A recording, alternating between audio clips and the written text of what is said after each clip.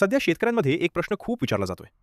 भारत आणि अमेरिका यांच्यात झालेला शेती व्यापार करार आपल्या फायद्याचा आहे की नाही? आज थोडक्यात सरळ भाषेत फायदे काय आहेत आणि कुठे अडचणी येऊ शकतात ते समजून घेऊया.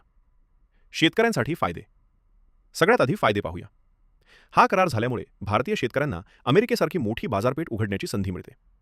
याचा अर्थ काय? तर आपला भात, मसाले, फळं, भाज्या आणि प्रक्रिया केलेला अन्नमाल देशाबाहेर विकला जाऊ शकतो. निर्यात वाढली तर मागणी वाढते आणि मागणी वाढली की दर वाढण्याची शक्यता असते. म्हणजेच शेतमालाला चांगला भाव मिळू शकतो आणि शेतकऱ्यांचं उत्पन्न वाढू शकतं.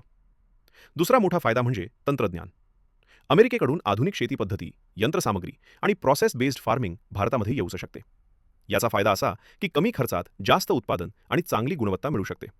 यामुळे काही भागात शेती अधिक फायदेशीर होऊ शकते. पण आता दुसरी बाजूही पाहायला हवी. जर अमेरिकेचा शेतीमाल स्वस्त दरात भारतात आला तर आपल्या लहान शेतकऱ्यांना मोठी स्पर्धा निर्माण होऊ शकते. अमेरिकेत मोठ्या प्रमाणावर शेती होते, सरकारी सबसिडी असते, म्हणून त्यांचा माल स्वस्त पडतो. अशावेळी आपल्या छोट्या शेतकऱ्यांना दर टिकवणं अवघड होऊ शकतं. दुसरी चिंता म्हणजे या कराराचा फायदा मोठ्या कंपन्यांना जास्त आणि छोट्या शेतकऱ्यांना कमी असा होऊ नये. जर योग्य नियम आणि संरक्षण दिलं नाही तर हा करार काही शेतकऱ्यांसाठी अडचणीचा ठरू शकतो. थोडक्यात निष्कर्ष म्हणूनच हा भारत USA शेती व्यापार करार ना पूर्ण चांगला आहे ना पूर्ण वाईट. तो कसा राबवला जातो, शेतकऱ्यांना किती संरक्षण दिलं जातं आणि दरांवर नियंत्रण ठेवलं जातं का, यावर सगळं अवलंबून आहे.